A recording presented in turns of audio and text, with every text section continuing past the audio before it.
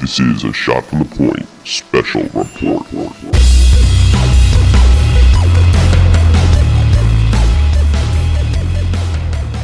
That's right, everybody. It's another episode of Shot from the Point special report.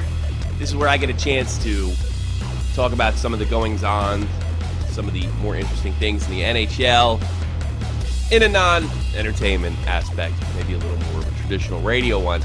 Listen, I made a comment recently, one that I absolutely regret.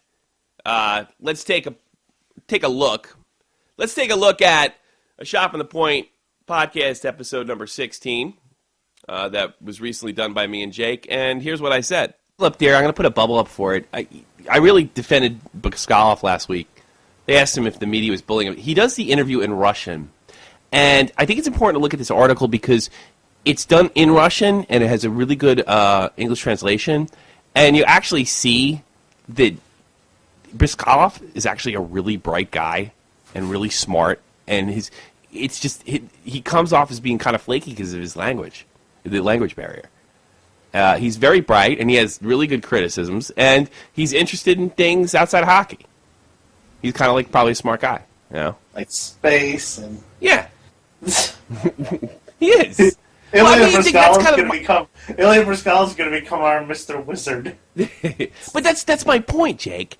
What's wrong with a guy like that? I mean, you know, all these asshole reporters like, well, I went to college, and you guys are making more money than me, and all you do is play a game.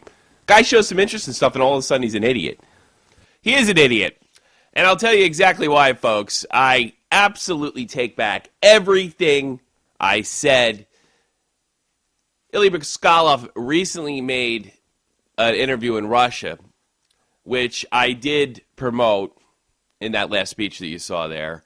Apparently, more of it's come out where he says glowing things about Joseph Stalin, dictator of Russia during 30s, 40s, and World War II, of course.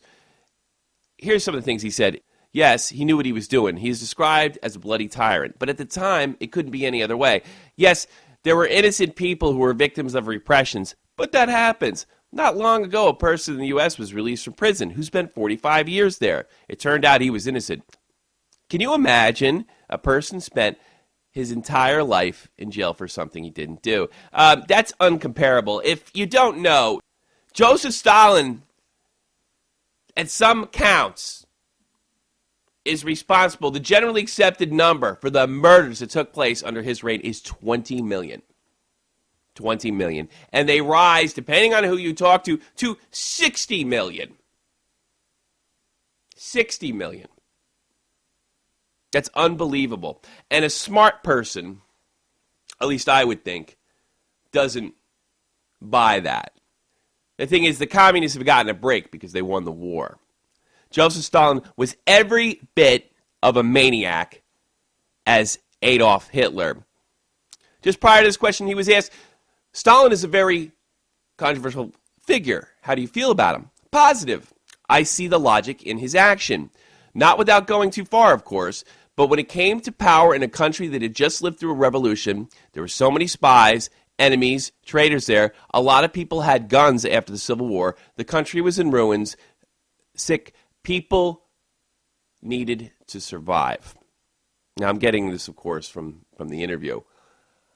This is a common theme for communist apologists. Now, I'm not calling Ilya a communist, but he's obviously a sympathizer at very least. And I think he's hopelessly ignorant.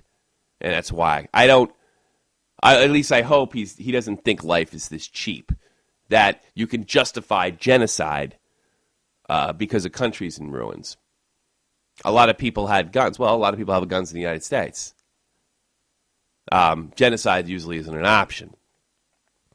So, Ilya has proved to be the flake and the weirdo that I've sort of been defending him of because of his second language that the reporters, I guess, want him to be. And look, they poke at him.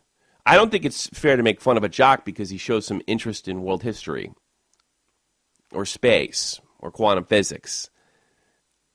It's obvious that Mr. Bryzgalov was absolutely everything that he's profess to be. And that's unfortunate. And I think that my time defending Ilya Bryzgalov is long over with. I don't like guys that sympathize or make excuses for maniacs. And I invite you to look up what kind of person Joseph Stalin was and what his success rate was for Russia. Look at Russia after Joseph Stalin. Look at the kind of place it was. And in some cases, all through Eastern Europe, the effects of Joseph Stalin can still be felt. 2 million people starved in Ukraine. Hey, but it had to be done, right, Ilya? Hey, people had guns. There was a revolution. Did what he had to do. This isn't a hockey game. This is people. And all too often, people will buy into the cult of personality and make excuses for maniacs like Joseph Stalin and Adolf Hitler. And there's also a belief out there that things like that, like World War II and leaders like Joseph Stalin, Hitler, Mao, can never reappear. That that somehow the human race has moved beyond people like them. It hasn't, because of people like Ilya Bryzgalov.